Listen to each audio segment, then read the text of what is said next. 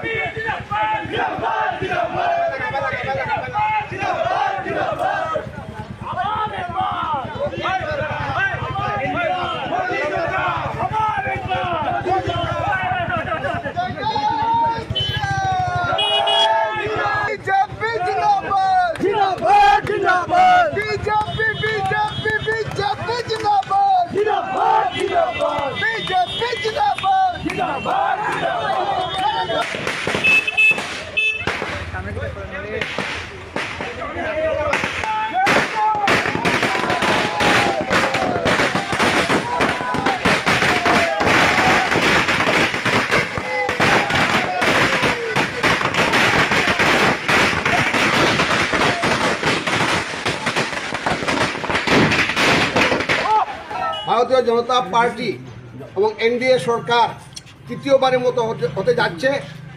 আজ আমাদের মাননীয় নরেন্দ্র মোদী এনডিএ-কে নিয়ে ভারতবর্ষ শাসন ক্ষমতার জন্য রাষ্ট্রপতির হাতে দাবি জানিয়েছেন।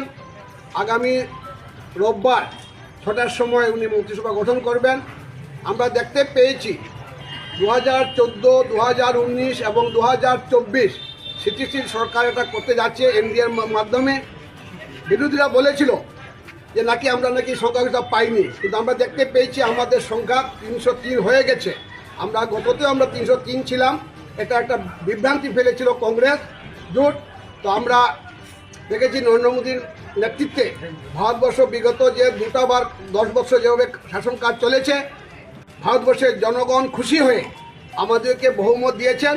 আর আমরা আশা করি আগামী 2029 অবধি আমাদের এই সরকার মানে ভারতবর্ষকে একটা স্থিতিশীল দেবে আর ভারতবর্ষকে পৃথিবীর মধ্যে তৃতীয়তম দেশ হিসাবে প্রতিষ্ঠা করবে নরেন্দ্র মোদীর নেতৃত্বে। উপস্থিত আছেন ভারতীয় জনতা পার্টি প্রদেশ কমিটির সম্পাদক কনক প্রকাশিত মহাশয়।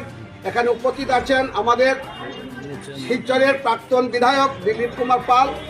এখানে উপস্থিত আছেন আমার এসসি মোর্চার প্রদেশ কমিটির সহসভাপতি অমরেন্দু দাস মহাশয়। এখানে উপস্থিত আছেন কাছাড় জেলা কমিটির সহসভাপতি অমিতাভ রায় মহাশয়, সাধারণ সম্পাদক শশাঙ্ক চন্দ্র পাল, সাধারণ সম্পাদক অমরজিৎ চক্রবর্তী, আমার আরেকজন সহসভানেত্রী শ্রীমতী চামিলি পাল মহাশয়া সহ উপস্থিত ভারতীয় জনতা পার্টি আরেকজন আমার সাধারণ সভাপতি গোপাল কান্তি রায় সহ উপস্থিত ভারতীয় জনতা পার্টির প্রত্যেক স্তরে কার্যকর্তা, মহিলা মোর্চা, যুব মোর্চা, কিষাণ মোর্চা, ওবিসি মোর্চা প্রত্যেকে আমি ধন্যবাদ জানাই। বিশেষ করে শিলচর সহ আমার যে সমষ্টি, এই সমষ্টির 3টি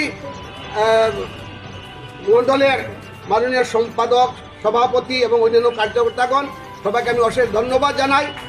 আমাদের এই